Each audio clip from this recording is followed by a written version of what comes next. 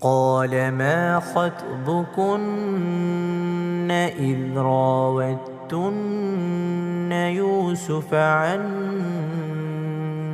نفسه قلنا حاش لله ما علمنا عليه من سوء.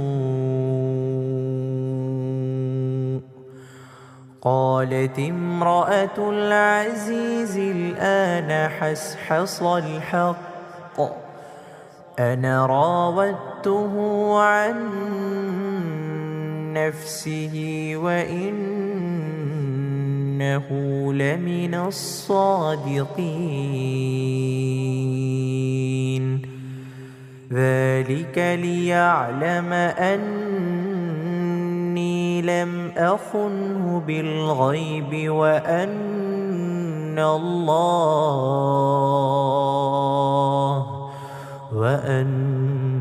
الله لا يهدي كيد الخائنين.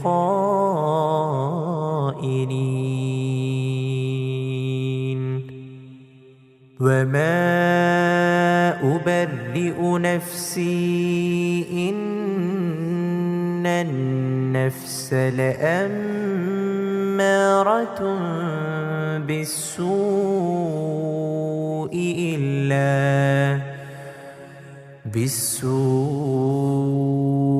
إلا ما رحم ربي إن ربي غفور رحيم.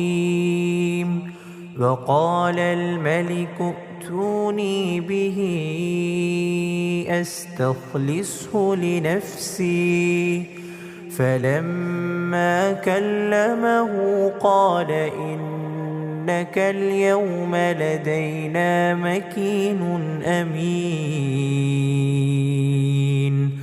قال اجعلني على خزائن